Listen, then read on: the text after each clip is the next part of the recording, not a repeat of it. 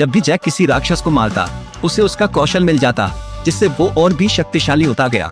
एक दिन वो लड़ाई से मिले अपने उपकरण बेचने एडवेंचर गिल्ड गया, लेकिन जब गिल्ड रिसेप्शनिस्ट ने उसका लेवल सर्टिफिकेट देखा तो उसे यकीन हो गया कि जैक डींगे हाँक रहा था, क्योंकि सर्टिफिकेट में उसका लेवल सबसे निचला है, रैंक और पेशा सबसे मामूली मूल्यांकन का था।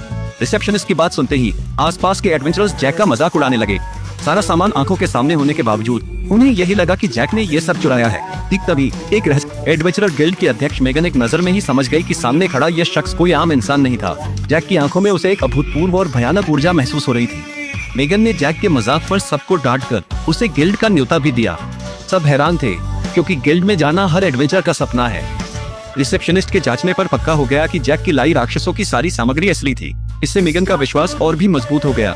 अगले दिन उसने जैक को एक रैंक ड्रैगन मारने को कहा, जिसे 1000 साल पहले दानव राजा ने बनाया था। कई जांबाजों ने उससे निपटने के लिए दल बनाए थे, पर आखिर में ड्रैगन उन सबको खा गया। उससे देश की सुरक्षा को गंभीर खतरा था। ये मिशन बेहद खतरनाक था और मेगन ने जैक को मजबूर नहीं किया। उसने उसे ध्यान से सोचने को कहा, पर सबको हैरान करते हुए जैक फौरन मान गया। लोगों को नुकसान से बचाने के लिए वह इस खतरनाक सफर पर अकेले ही निकल पड़ा। क्योंकि ड्रैगन दिन में रेत के नीचे छिपता था, जैक ने उसी जगह जादुई हमला किया।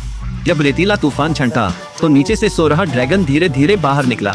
सालों से ये प्राचीन ड्रैगन अजय था। सामने एक कमजोर इंसान को देखकर वो ड्रैगन मजाक उड़ाते हुए हंस पड़ा। फिर जंग खत्म करने के लिए उसने अपने मुंह से ढेरों हवा की गोलियां उगल दी, लेकिन बिजली की रफ्तार से जैक ने गोलियों जैसे हमलों से बचकर फौरन ड्रैगन का एक हाथ काट डाला।